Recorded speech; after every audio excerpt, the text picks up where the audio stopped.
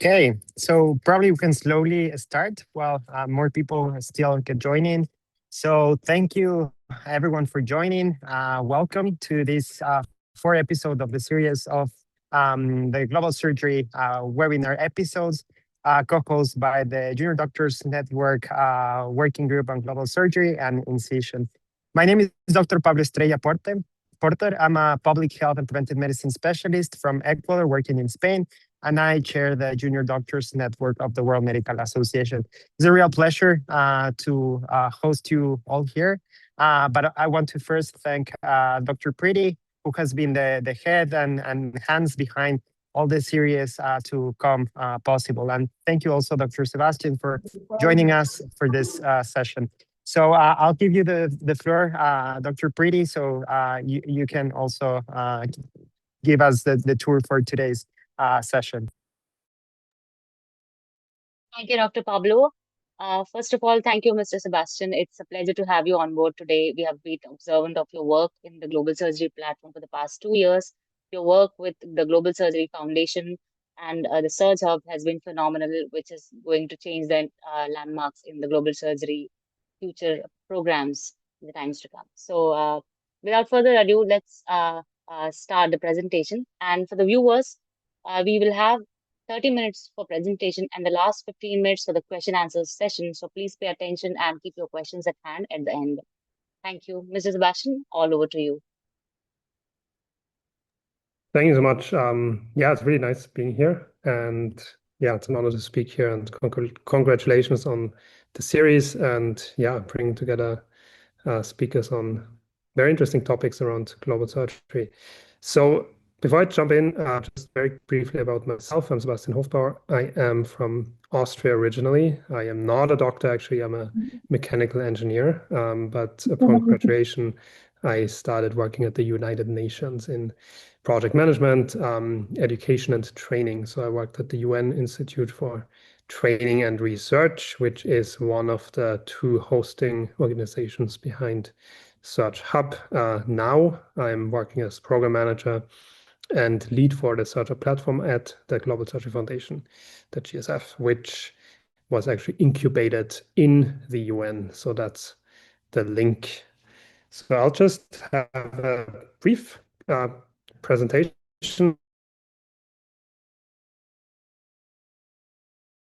A few simple and happy to take any questions at the end, or if there's anything I can clarify also during the presentation. If anyone wants to raise their hand, that's perfectly fine. All right, here we go.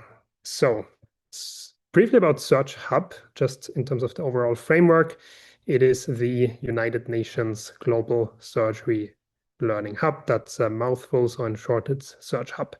And as I mentioned, two organizations are the hosts, let's say. So that's UNITAR on the one hand, the UN Institute for Training and Research, and the Global Surgery Foundation. And the project is also supported by RCSI, that's the Royal College of Surgeons in Ireland, and their Institute for Global Surgery. And the project is also implemented in association with the Johnson & Johnson Foundation. We're very grateful for their support. All right, so I don't need to speak a lot about this because you're aware of that, right? We have a crisis in surgical care, and more the world is actually starting to pay attention to this. So that's something that has really changed over the last 5, 6 or so years that I've been involved in global surgery. It was the neglected stepchild in global health. I think now, through the work that we have been doing as a community, we have really changed that. It's now part of the discourse in global health, really in the mainstream, right? At the WHA and other fora, it's really part of the conversation. It's part of the solution. And, we are very happy to play a role in that transition, from the stepchild to, really the future of global health. And SURGhub actually is part of that in the training realm. Yeah, part of that crisis in surgical care is related to the training of surgical teams, right? That's really something we need to scale up, and we need to scale that up, particularly in settings where resources are limited, right? So it's a question of equity. And one big barrier in these settings is actually the access to high quality, validated, and also context appropriate training materials. So that's why we created SURGhub. The concept actually, that was back when I was still working at the UN. I met our GSF Executive Director, Dr. Jeff Ibbotson. He joined the UN to incubate the Global Surgery Foundation, right?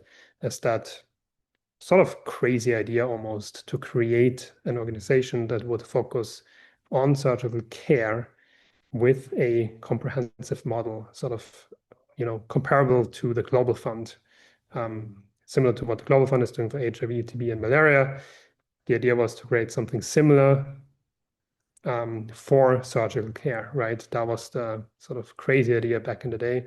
We've actually been able to implement that, learning from what other organizations have been doing and really positioning the GSF as a leader in the space. SURGhub from the very beginning was actually part of that idea, right? The GSF, it would not only be a fund, right? Not only finance project, not only do research or facilitate research, but also really work on facilitating and making accessible training for the surgical teams around the world. So I still remember back in, I think it was 2018 or 2019, we started actually working on a concept note for, a UN Global Surgery Learning Hub. So just, brainstorming the ideas, how it could look like. What was very clear from the beginning was, the need is there. And the need was, as I mentioned earlier, making training accessible, but also to actually have a platform where content providers could go to host their training. Because what we saw in the beginning, that was the premise that there is actually a lot of content out there. There's very good content out there. But first of all, it's spread around. There's different platforms. As a user, it's difficult for me to find something, how do I find it? Maybe Google, I land on a page. I don't know that page. I need to create an account. I don't know if this is, a high quality resource. I don't really know who's behind this. And then you try doing that, for different topics that you're looking for. So that was the premise, right? The content in large part already exists. What we need to do is actually create a platform that makes it easily accessible.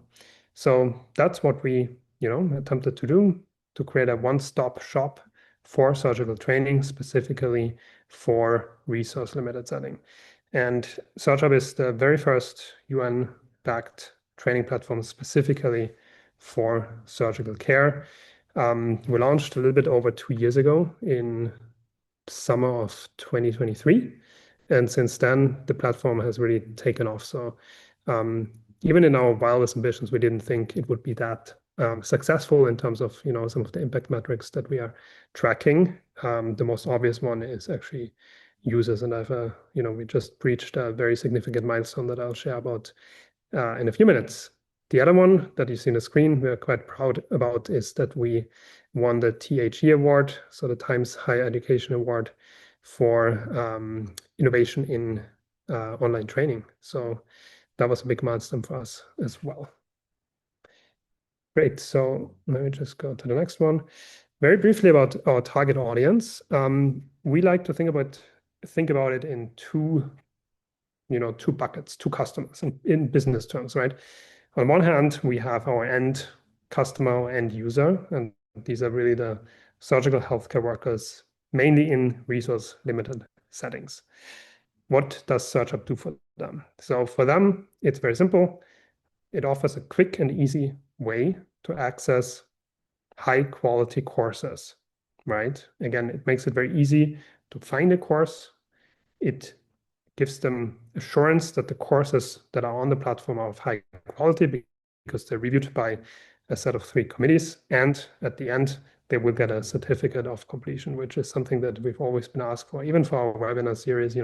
People do value these type of certificates, and in particular, every course on SURGhub actually, you are eligible for a UN certificate of completion.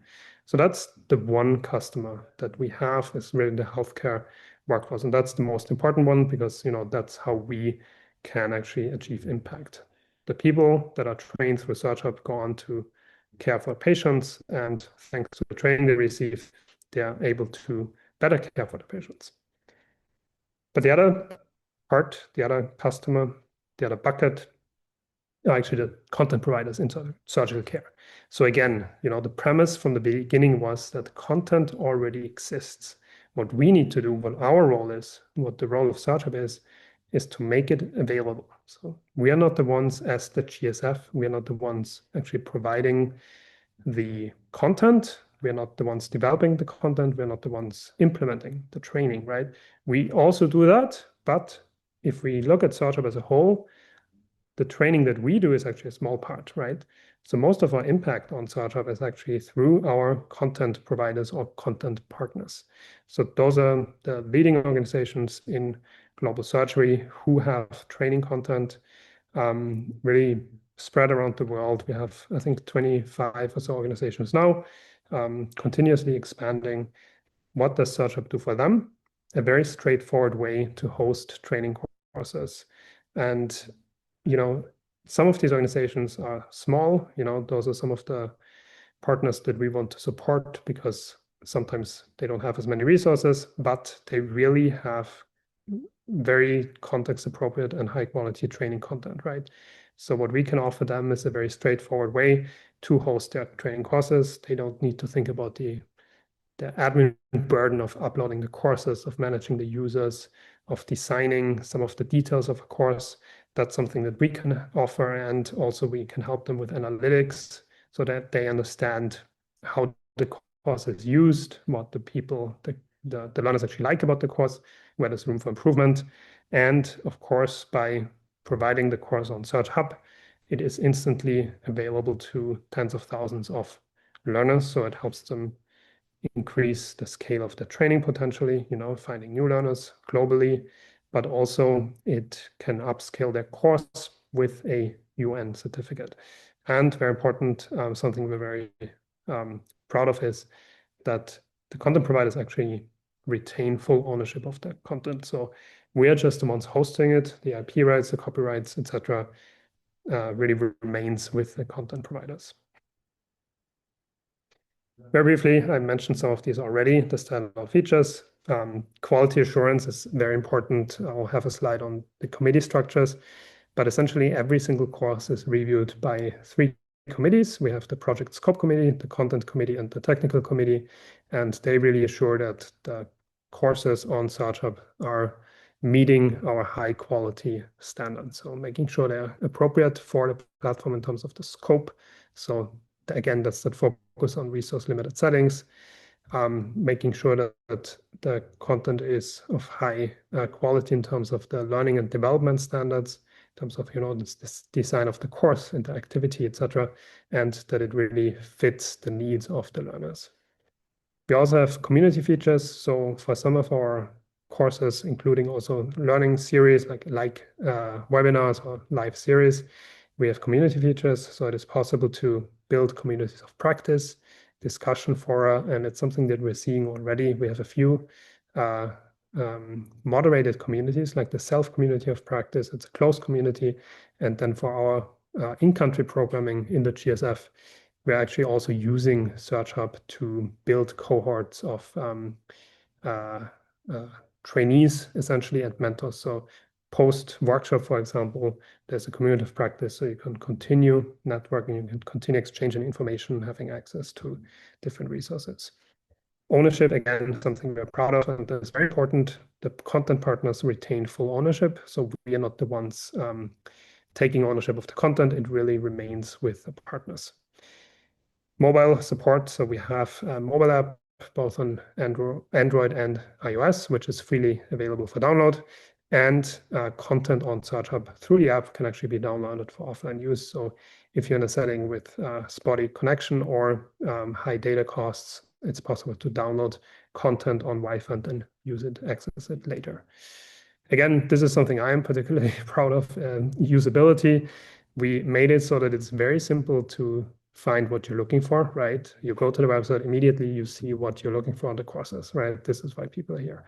And then if you do not have an account yet, and again, I invite you to create one, it takes a few seconds to create one. It's very easy. You can use your Google account, you can use your email, you can use LinkedIn, Apple, etc. It's just a few clicks and you have an account and you can access the courses, right? Then you navigate to a course, you click one button and you register, you can start learning.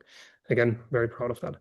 And then another important feature I mentioned again earlier is the UN-based. We are UN-based, so by being hosted by the UN and combining that with the GSF's expertise and network in surgical care, we're able to offer a very unique product. And of course, we're very, very happy as well of the support by RCSI, the Royal College of Surgeons in Ireland, who are managing the content curation. So they are really leading in terms of how the content is selected and how the review is being conducted through the committees.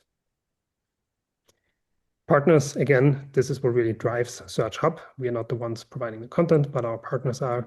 I think it's around 25 or so partners now around the world, some of which you will be familiar with.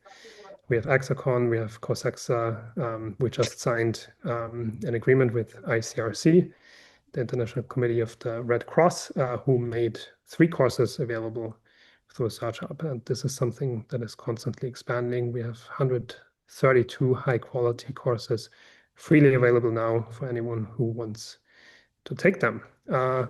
Yeah, and it's expanding every month.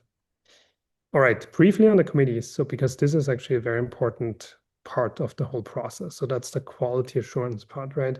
Part of the gap we saw in surgical training was that, as I mentioned, right, content exists, but it's spread around. It's not clear, is it of high quality or not? So that's what we wanted to change with SURGhub. And one way we're doing this, so the core part of the framework is actually our 3 committees that I mentioned before, right? Project Scope, the Content Committee, and the Technical Committee.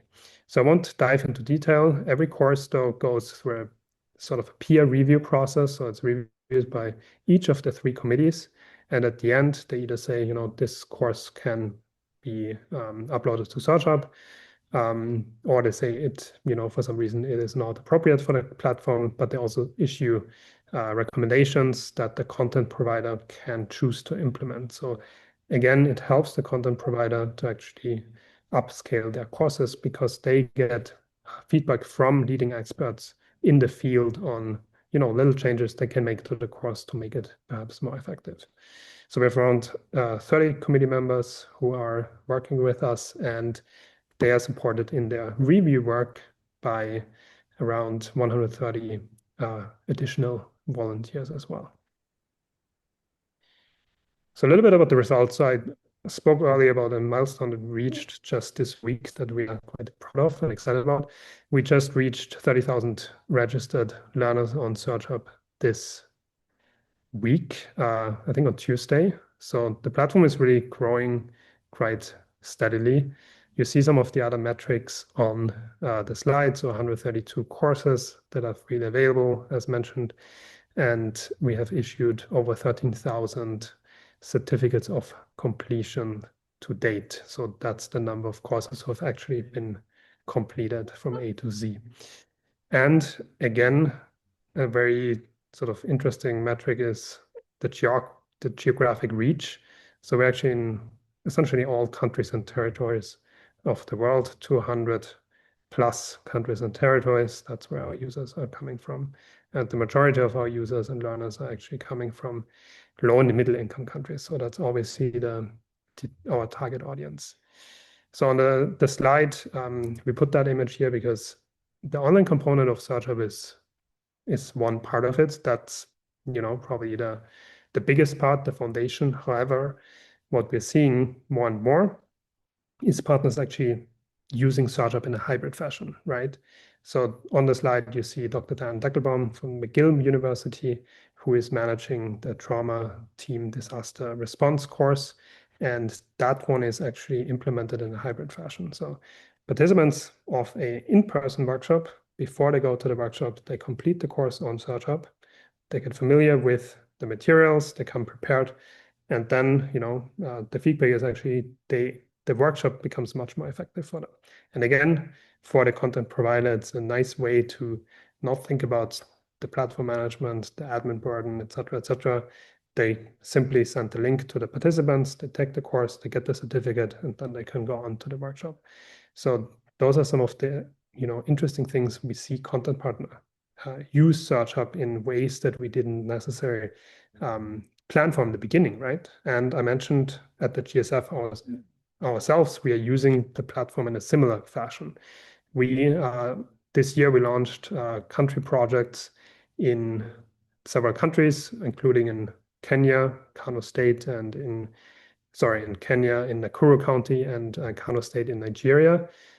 These are pretty major programs, and training is actually, a big part of that. The healthcare workforce capacity building is a big part of the implementation model at the GSF. So there's work that's funded through our catalytic fund, Surge Fund, and the training component is actually facilitated through SurgeHub. So we're using our own platform in that way, where we're building the didactic material on SurgeHub. Learners can take those courses to come prepared to the training, and post-training, we can use it as a repository, right? They'll still have access to the training materials.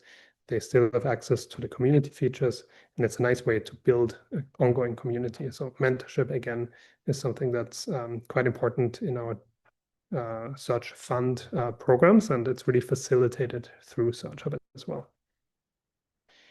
All right, I'll skip over this because that's more relevant for content providers. Again, it's just a little bit about the eligibility criteria for new content and the steps for getting content up on the platform. This one, I think, might be more interested for the Junior Doctors Network. We just launched a new program, which is something that we've never done before. It's a referral program, which you might know from, it's more of a marketing tool used by, private sector industry. Essentially, anyone can sign up, right? What we're really looking for is being someone who's excited about SurgeHub, about the mission, about expanding access to surgical care, and who's willing to volunteer some of his or her time. Once you sign up and you go through a bit of an onboarding, a selection process, you receive a personalized referral link. And with that link, you can send it essentially through your network, through your colleagues. You can share it at events, at conferences, etc. There's some innovative ideas or ways that our ambassadors are now using these links. But essentially, with your link, you can track how many people visit SurgeHub thanks to you, and then how many people actually create an account thanks to your promotional effort. So it's a bit of a gamified approach. So you get your own dashboard. You see exactly in real time how many link clicks you have and how many new users you brought to the platform. Why is that important? It really helps us spread the word about SurgeHub, right? So one flagship metric that we're using to measure success is the number of learners that are registered. For us, that is important because we believe, around the world, the number of SurgeHub of learners who could benefit from SurgeHub is actually much, much greater than the number of registered users today. So there's a lot of learners, surgical healthcare workers that we have yet to reach. And this is why the ambassador program can really help us, because it's a decentralized, localized approach to outreach. So it really expands our own network. We're reaching deeper into the communities. That's something we have seen since we launched, right? We're reaching places that otherwise we wouldn't. And it's a lot of mainly younger people who are very enthusiastic, who are very willing to really go out there, knock on doors, and share about the platform. And we're seeing that this has actually resulted in quite a increase in new learners on SurgeHub. So anyone who is interested in joining, it's easy, it's free, and it's something very important to do. I think it's a very nice mission. You're supporting a very good cause. All right, so there's a link here, and there's a dedicated email address if there's any question. And with that call, I'll end here. Thank you so much for your attention. And if there's any questions, happy to answer them. Thank you.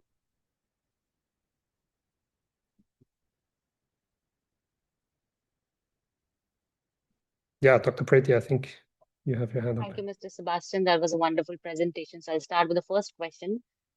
We have, I mean, you have mentioned that you have a thorough process of, creating the content.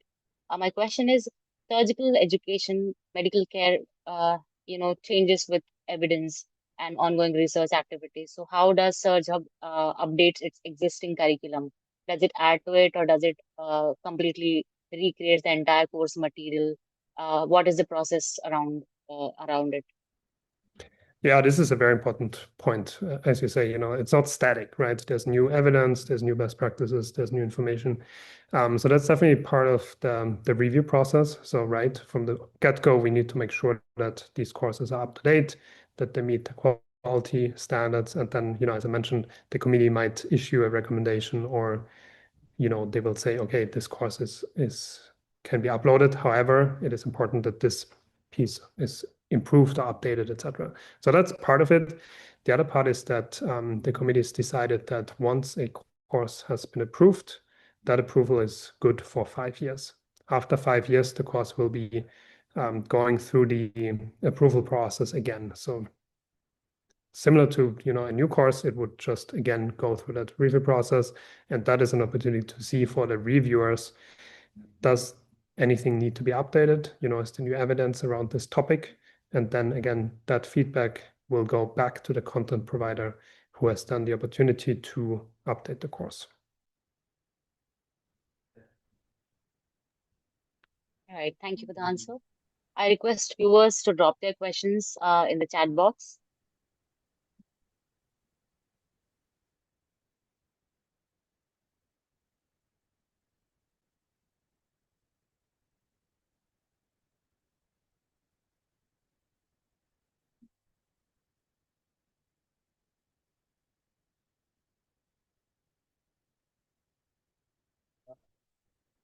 I'll just put in the link of the ambassadors program here. And again, it's really an invitation. Take a look at it. The barrier to join is relatively low. And again, another benefit is actually that you become part of a community. So we have a WhatsApp group that we use to exchange. We have a community on SURGhub that we use to exchange. And yeah, it's a nice way to connect with also like-minded individuals. We have a lot of younger doctors, but not only doctors, right? Other healthcare workers, but also people who are active, more generally in global health. Right. We have a question from Dr. Fatun Shekali, where we can get other training for obstetrics and gynecology. So we do have a section on SurgeHub for that specific topic, but it's also something we're looking to expand. So what we're doing right now, we have reached a critical mass of content on SurgeHub, right? As I mentioned in the beginning, the premise was the content exists. What we need to do is make it available, right? That's sort of the overarching premise that turned out to be largely true. When we created SurgeHub, we saw, okay, the content is out there, and critically, that was again something we thought was true, but we weren't sure that content providers would actually see the value in sharing content on SurgeHub, right? We didn't know. We believed very strongly it's a powerful value proposition, right, for a content partner to be part of SurgeHub. But until it actually happened, we didn't know. And it turned out to be very true. In the beginning, we reached out to content partners. Look, we see you have the course. Would you be willing to make this available on SurgeHub? And most of them said yes. After a few months only, they sort of turned around, where now partners are approaching us and asking, how can we get that course up on SurgeHub? Yeah, for obstetrics, we just signed an agreement with FIGO and looking to make some of their content available to expand that. But it's an ongoing process, right? What we're doing now is we're looking at, what courses do we have already and what are the gaps, right? That's sort of the change. In the beginning, it was important to get a critical mass of content out there to make sure that the platform is providing value for the learners. Now, what we're doing is really focus on what are the gaps and how can we provide, fill those gaps by approaching different, for instance, specialized content providers. I hope that helps in terms of an answer. Right. My personal favorite, classes on SURGhub is about teleconsultation and digital health. Mm-hmm. Yes, so we could have a brief discussion on how teleconsultation and digital health will have an impact on remote healthcare in terms of surgery, because in terms of non-surgical care, it is understandable because you need not do any interventions in patients. But when it comes to surgery, the clinician, the surgeon has to have an understanding of what ailment or what surgical disease we are dealing with. So there is this gap that we are dealing with, and how SurgeHub can bridge in through its training modules. Mm-hmm. No, that's absolutely critical. And in terms of our scope, surgical care, right? We're really talking about a continuum, right? It's not just what happens in the operating room, it's everything that happens before and after, including, the care that is happening in the community, right? That is part of it. I think that's where digital technology like telemedicine can really make a difference, to really facilitate some of the, interactions, doctor, patient, or other healthcare workers and the patient. That's one thing. The other thing is thinking more about the healthcare workers and their access to information. That's where digital technologies and SurgeHub is part of that, can actually make a difference. Something that we are trying to address is the isolation that some of the healthcare workers face in remote settings, right? It might be someone who is the only physician around who has to deal with a case that perhaps they weren't trained for, right? How do we support a person in that situation to break that isolation, to make sure they have access to information, they have access to consultation and mentorship? And that's where, we are trying to provide a platform through SurgeHub to connect them with different experts. I should mention another initiative that I will put the link in the chat. We are working with Harvard University and EPFL in Lausanne in Switzerland on an initiative to train or validate a large language model, which again is intended to support clinicians in helping care for their patients, essentially, or to help them, gain access to knowledge that can then help them care for their patients. So essentially, we're working with clinicians around the world who are helping to validate that model, essentially challenging it with questions and then validating and improving the answer that the model produces. Again, it's sort of a peer review process where the clinicians will then go on to review and assess and rate the answers of the model to questions posed by colleagues. But again, the idea is really to help healthcare workers who are facing isolating situations, help them break that isolation, connect them with knowledge, connect them with people access to resources that they need. Right. So moving on to the next question. Uh, I I request all the viewers, do not hesitate to ask questions. This is your chance. Any queries, be it basic or complex, just feel free to drop your questions. Uh, you never know, one question can change, the entire course of the discussion and the consequences it can have. So please do not hesitate. All right, we have one more question. This is Mm-hmm. from Eric Sanoni. He says, thanks, Sebastian, for the great presentation. Beyond numbers of those enrolled and certificates issued, is there any other ongoing efforts to assess the impact of this program at level of patient care outcomes and or system level improvement? Very good question. Yeah, no, thank you, Eric, for that question. That's actually extremely important. When I talk about the 100,000, that's our goal. I don't actually, maybe I didn't mention that. So we have 30,000 users registered now. Our goal is by the end of 2026, reach 100,000. So usually when I say that, there's an asterisk, namely that's a nice, easy to understand number. This is why we like to talk about it. However, that number doesn't say much about the impact, because you can have 100,000 healthcare workers or users registered who do nothing, right? So in terms of our impact, there's a range of different metrics that we track and use to inform the development of the platform.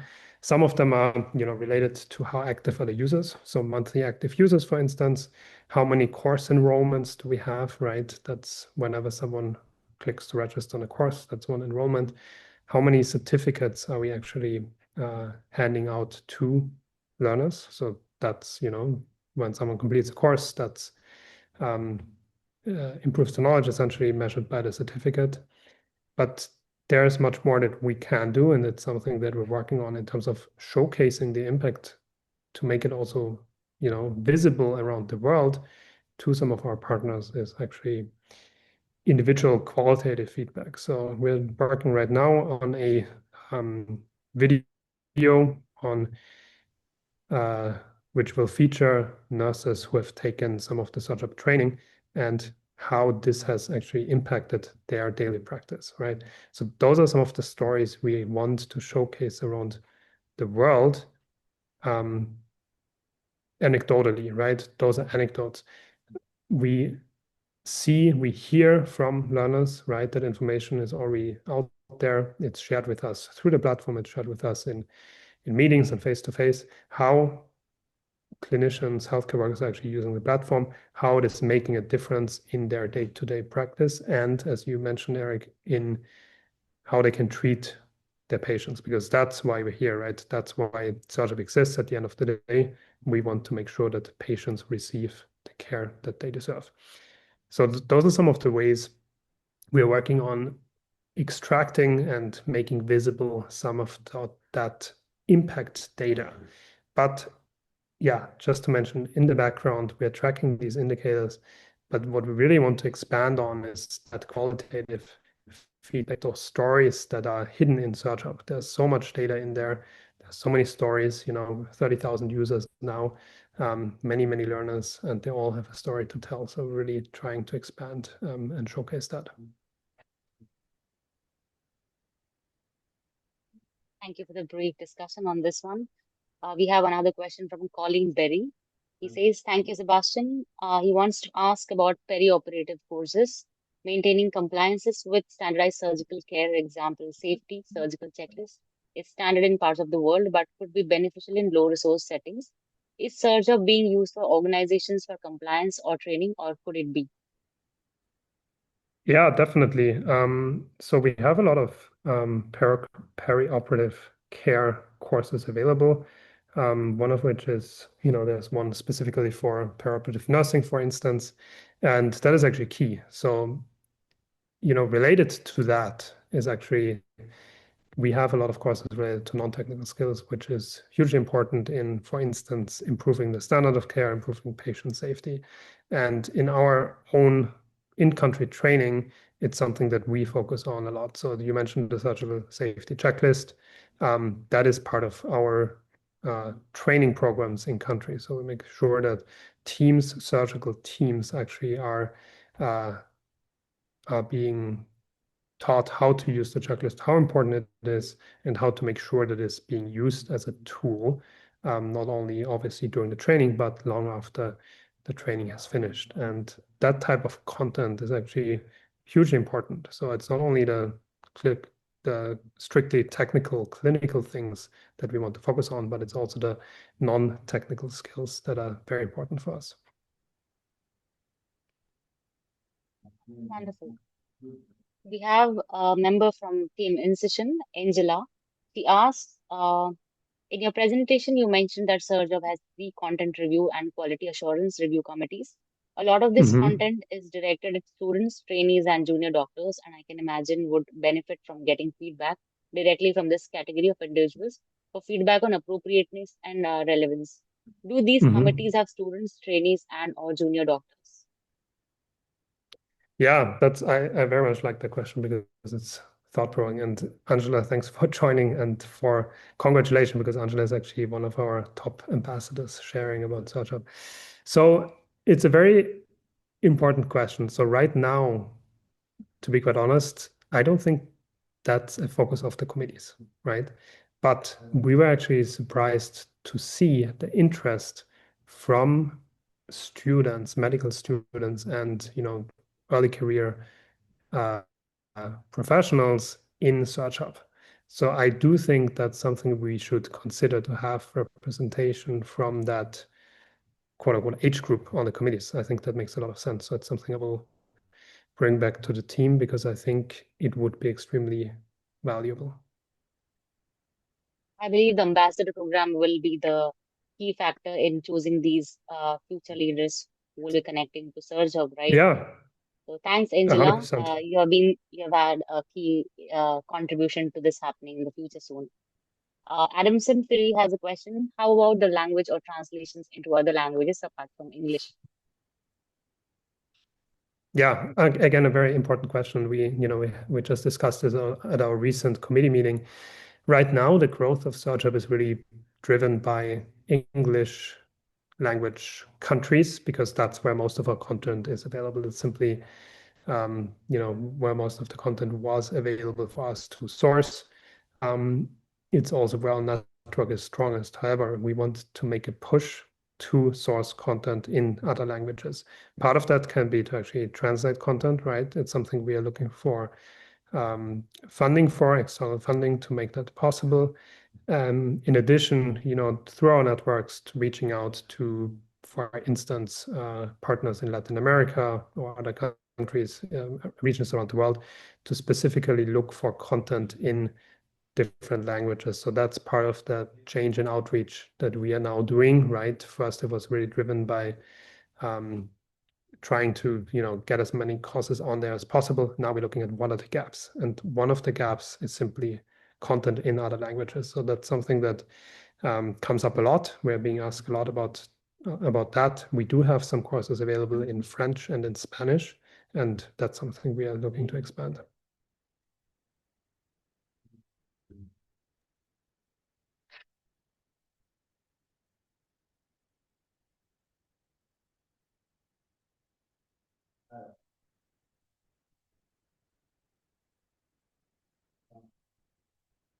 We had a wonderful set of questions. Uh, One more question from my end. Mhm. I want to know, does SURGhub has any plans to have modules on telesurgery? Yeah, I do think we have some course. I would need to double check. We do have some related courses. I would need to double check what exactly it is. And the answer is yes. That's definitely something we want to do. It depends on the content that is available out there. If you do have any tips for whom we could approach, who has high Uh, quality content on my that. suggestion, yes, definitely. My suggestion would be to focus on the resource limited settings. How can they prepare themselves to use Hmm. the telesurgery modules so that they can establish units in their regions rather than focusing on the resources that can be applied from cities or metropolis or corporate hospitals. It's Yeah. basically how we can incorporate telesurgery into global search for remote areas and prepare the resource limited settings to welcome the new technologies. Hmm. I think that's a key point, because often what we're seeing is it's driven by the technology, right? There's a new tool, fancy, shiny new tool that might work in some setting, but the reality is it doesn't work in, the setting we are wanting to focus on, remote settings, right? So probably focusing on case studies where even small tools or digital technologies, telemedicine tools, have made a difference, and showcasing, how that can be used in similar settings as well. That could be a very interesting angle to take. Right. If nobody has any more questions, I will have the last question and then we can, uh, yeah. So the question is, the current global surgery dynamics. What do you believe is the future of global surgery? There's a lot of activism ongoing with different organizations and institutes working together, collaborating together, and making real impact all across the world in different LMICs. So where are we heading to with AI and telesurgery and the innovations that we are looking at? Yeah. So as I mentioned in the beginning, I'm maybe not the best person to answer that question. But as I mentioned in the beginning, I joined Global Surgery around 6 years ago. And I've seen a dramatic shift from where we were then to where we are now, right? It really, when I joined, it was still this mantra of we need to talk about the need of, global surgery. There's this huge need. No one is talking about it. We need to do something about it. Why is no one paying attention to us? And that gets, at some point, that gets old quite quickly, right? No one wants to keep hearing about that. So what I've seen change over time, especially in the last 3 or so years, is that we're now showing the impact. We have been talking it so long about, if only we invested money in surgical care, if only we cared about global surgery and strengthening surgical systems, then global health would be better. So now, in a pretty small scale still, but we're able to show that this premise actually holds true. So talking about our own work at the Global Surgery Foundation with SURGhub, we just talked a lot about SURGhub, so you have a good understanding of what it does and the immense potential it has. But we also have a second flagship initiative, which is Surge Fund. That's really about providing catalytic financing for surgical care. It's the first catalytic fund really focused on surgical care. And what we're seeing in our demonstration project is really that the impact on saving lives, improving care, reducing complications, etc., is very powerful. So what we're doing is we are shifting from a theoretical framework of surgical care is important, we need to focus on it, etc., to look at this. This is what we're doing in this project in this country. It is working, and the government's actually interested in scaling that work across provinces, across countries, etc. And that's the big shift. We are now able to pinpoint exactly the model works. Let's do more of that. So I think that's the future. We are showing the impact. We are seeing the interest by, for instance, the governments to actually take over that work because it leads to impact, it leads to cost savings, it leads to economic benefits. And this is how we can make a difference. So I think that's where, hopefully global surgery is going to really shifting from this talking about the need to actually showing impact and then doing more of that. Right.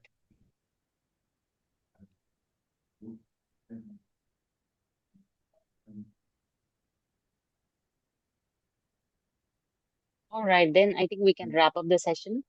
This recording will be uploaded on YouTube official channel by World Medical Association Junior Doctors Network Global Surgery Working Group shortly. So it will be available for public access, and we look forward to have lots of questions in the comment section and lots of additions to the current SURGhub program and ambassadors program as well. Thank you so much for being here today, joining us today, and sharing your work about SURGhub and having this wonderful discussion with all of us. It's a pleasure to have you. And dear viewers, we look forward to have more questions and in upcoming sessions, more interactions with you. As I have already said, more questions, more discussions, there is more impact, and lots of waves that we are creating together. So yeah, thank you so much.